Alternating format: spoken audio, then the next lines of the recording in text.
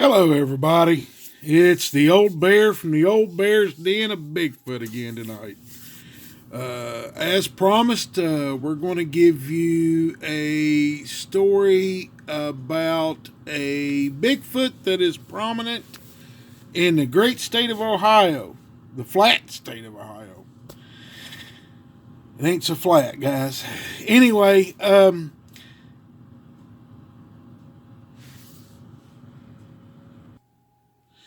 sorry about that, guys. I had a little bit of technical difficulties, namely me. I'm not very technical. Anyway, like I was saying, this is about the grassman in Ohio. I was personally involved in this one, and it happened to a. It happened while I was working in Ohio, and what happened was a buddy of mine that I work with talked me into taking him to a special place that I like to go deer hunting there in Ohio. I had permission to go in there. I had permission to take friends. It was some private property that butted right up against some public property, and they always pushed the deer off the public property when the hunters went in there and pushed it over on the private. And I had permission to be in there. I had roughly 1,000 acres that I could hunt on in there. Anyway, my buddy talked me into taking him and his son in there, and I mean he was a good friend, so it was no big deal. We met on Saturday morning about I'd say 3:30. Stopped at a Denny's, met at a Denny's. Made sure it'd be all right if he left his truck there, and they hopped in my truck, and we went in. Before we left, we went in and ate. So ended up me being awake, wired on coffee, and them two being asleep the whole ride, which was fine by me. It didn't make any difference. It was, buddies going hunting. And anyway, his son was about 17 at the time, maybe 16 at the time. And I wanted to put him where he could get a chance to kill a nice deer, because I'd seen quite a few nice bucks in there during bow season, and I'd hunted it quite a bit. Never had any trouble in there. Never had any inclination whatsoever that it could have been a Bigfoot hotspot. Anyway, we get in there. I go to the top of the ridge, drive up there. It's kind of a little bit icy. It's cold and snowy. It's the last day of their shotgun season in Ohio. And the deer had been pressured pretty much off the most of the deer that were on the public ground had moved over to the private ground. And I put them in this holler, and I told them I would come out, go out to the end of the point, and come around about the third level from the top, and try to work my way from the third to the second and back down to the third and up and around. Anyway, if you're a hunter, you know what I'm talking about. I was trying to push the deer to them. And I got off the end of the point and started my push and got up in there in the holler about halfway, and I heard a gunshot. And I knew right where they were supposed to be, and it was them. And so I went on, started my walk up in there to them, and, well, I got up there and helped them get a deer and helped the boy get a deer pretty much, because somehow Dad left his knife at home. I don't know how that happened. Anyway, they started dragging the deer out. They only had a couple, maybe 300 yards to drag the deer. Him and his dad was going to drag the deer out, and I was going to go on up through the holler and then come out to the top of the ridge and take the top of the ridge around to the truck. Well, it couldn't have been too long after us separating, and I got to the other holler, and maybe 20 minutes had elapsed, maybe 30 at the most. Because I wasn't trying to push hard. I was just trying to still hunt through the holler, and they were dragging a deer, the buck that he killed out, and it was a nice buck. Anyway, they got up there so far, and started up the hill, and I guess they stopped to take a break from dragging the deer, and they stopped, and they started hearing something walking towards them. Well, they thought it might be another deer, so his dad got ready to shoot it, and out steps this Bigfoot. He said, long hair all over its body, hair hanging down over top its head, down across its eyes. It wasn't that far from him, 50 to 70 yards maybe at the most. And the boy kind of froze up. He had a shotgun with slugs in it, and his dad had his gun up, and he was trying to get his son to put his shotgun up because they didn't know what this thing was. They'd never ever.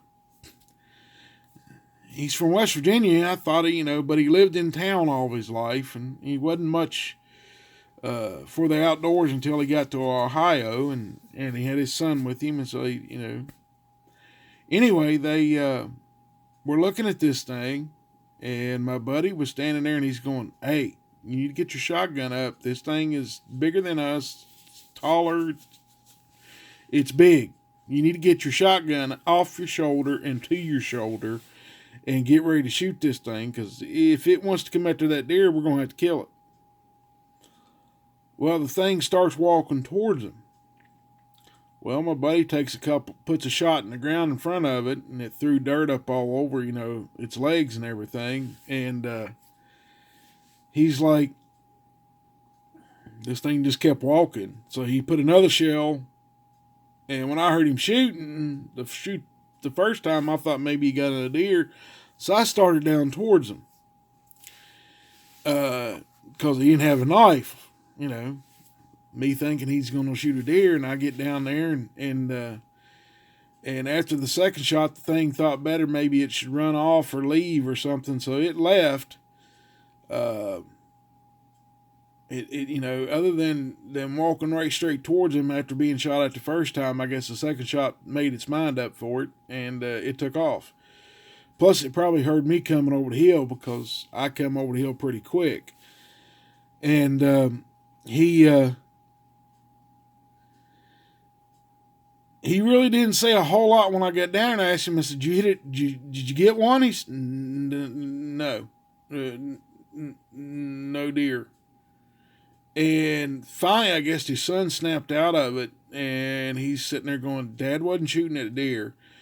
He was shooting at something that was probably 8 to 9 feet tall, had hair covered all over it." And as soon as he said that, I knew exactly what he was looking at. I said, "Describe it to me." He said, "At least 4 foot across the chest, maybe bigger. Hair all over the legs, the arms, across his chest and its belly, long hair all over it, hair hanging down across its eyes." He said, "I really didn't get a look at the eyes real good, but because of the hair."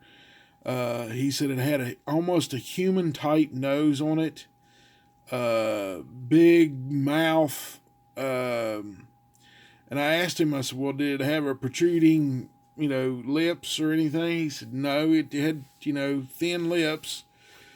And I said, "No, was it like a muzzle sticking out?" And he said, "No, it looked just like a human face, high cheekbones, just like a human face would." And so I helped them get the deer out of there, and we got up there to the truck, tossed the deer in the back, and I told him, I said, "Go ahead and take the truck and go on down there and get that deer checked in for you, boy." And he'd already tagged the deer, so I told him, I said, "Go ahead and go on down there and tag the deer." And I said, "But give me the rest of my shells out of the truck before you take off." And I took probably 10 more shells with me. I had 2 5-round boxes of slugs with me, and I went across the road away from where this thing had went, and went over in there, and wasn't that far away from the road, and when I heard him coming back up the hill with my pickup, I looked up and there was a doe walking through, and I took a shot at her because I hadn't killed a deer, in Ohio. So, and I had license and everything. So I went ahead and shot the doe and walked over and gutted her real quick and started pulling her up towards the truck. And they saw me hit the edge of the woods, so they drove the truck on down to where I was at, and they helped me put the doe in the back of the truck, and we were going to go down and check that one in and head home. They'd had enough for the day after seeing this thing. Well, anyway, once they turned the truck around and come back up here to me, he got out. My buddy got out and was helping me throw the deer in. His son was in the front eating donuts and hot chocolate, of all things. Anyway, while we were putting the deer in the back of the bed of my pickup, the one that they had the encounter with screamed from the holler that we were just in. And when it screamed, we let out a big howl. So, I kind of looked at him. He looked at me. He said, we need to get out of here pretty quick, I think. Like right now. I said, we'll go around and get in the passenger seat. And he went around there to get in the passenger, on the passenger side of the pickup, because it's just a regular cab pickup, step side Chevrolet. It was a nice truck. And he opened the door and told his son to scoot over in the middle because he was a little scared, littlest one there. He wasn't like me or my buddy, we kind of heavy. And when he opened the door, one screamed on the passenger side of the truck. I was already putting my gun away and then took the shells out of my gun and put it in the case. And when that second one screamed, I was actually in the process of pulling my coat off. I just pulled my box open, threw the coat in there, shut the box, jumped in the truck, and I said, we're gone. I said, shut the door. There's two of them here, and they're not happy we killed two of their deer. We need to go now. So we left, went down, checked the doe in, and went home. Anyway, a couple of years later, about the next hunting season, I went back in there with, to bow hunt. And it felt like the whole time I was in there from daylight till about 1 or 2 o'clock in the afternoon. It got pretty warm that day. And felt like I was being watched the whole time. Went down to the local place where they, can get sandwiches in the they have a little like deli in, and was talking to some of the farmers around there and kind of mentioned, I was back up in there where the private property is on such and such farmer, and they were like, why were you in there? And I said, well, I was in there bow hunting. He said, talked to the one certain farmer, he said, well, my property butts right up against that too, and that section of the woods I don't ever go in. I said, well, why not? He said, well, we just don't go in there. It's not a good place to go. It's tough to hunt, and he's making excuses. And I just looked at him, I said, so you're telling me the reason you don't go in there is because it's tough to hunt. I said, that's bull. I said, I can look at your face and tell you that it's because it's a Bigfoot that you don't want to have to deal with. And he said, well, I'll put it to you this way. I don't hunt in there. I don't let my family go in there. Nobody in my family goes in there. We don't hunt in there because of that. And that's all I got to say about it. And he turned and walked away from me.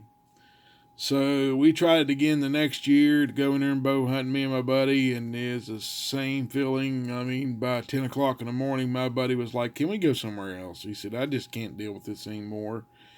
He said, it feels like there's something watching me, and it feels like it's getting closer and closer to me. We were hunting on the ground. We wasn't in tree stands. And we met back at the truck, and we took off. I never went back in there. And but evidently the farmers around in that area know about it, and they don't hunt it. They stay out of that certain part of the ridge line that's there, and they just leave it to them. And it's pretty dense down in there, and there's just one road that goes in and comes out. There's a couple of old haul roads that are in there that kind of crisscross a little bit of the property that we hunted on. And so, guys, that's the story of the Ohio Grassman that I have for you. I hope you enjoy it.